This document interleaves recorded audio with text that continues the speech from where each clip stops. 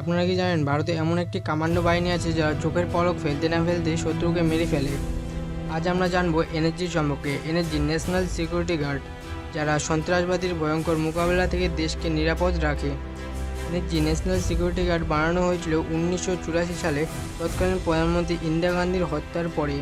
এটিকে বানানো হয়েছিল সন্ত্রাস দমন এবং ভিআইপি নিরাপত্তা বা বিশেষ অভিযান পরিচালনা করার জন্য।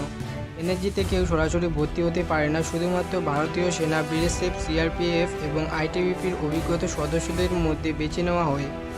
এরপরে শুরু হয় কঠিন ট্রেনিং।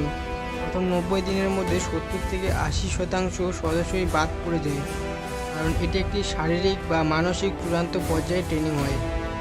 এনএসজি কমান্ডোদের স্পেশালিটি হলো এরা হ্যান্ড টু হ্যান্ড কমব্যাট এবং সাব শুটার হয়। তারা দিন বা রাতে অপারেশন চালাতে সক্ষম।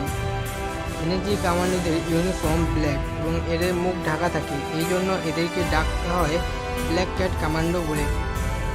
2008 সালে মুম্বাই হামলার সময় যখন পাকিস্তান জঙ্গিরা তাজ হোটেল বহু জায়গায় হামলা চালায়, তখন এনএসজি মাঠে নামে। এনএসজি কমান্ডো 60 ঘন্টার অপারেশন চালিয়ে 9 জন জঙ্গিকে হত্যা করে। এনএসজি একটি বাহিনী নয়, এটি হলো সদস্য এবং বুদ্ধিমত এবং নিঃস্বার্থ দেশপ্রেমীর প্রতীক। যখনই বিপদে পড়ে তখনই ব্ল্যাক ক্যাট কমান্ডো এসে দাঁড়ায় সামনে। আপনাদের যদি ভিডিওটি ভালো লাগে তাহলে অবশ্যই ভিডিওটিকে লাইক করবেন এবং চ্যানেলটিকে সাবস্ক্রাইব করবেন, আর কমেন্টে জানাবেন এনএসজি সম্পর্কে আপনার মতামত।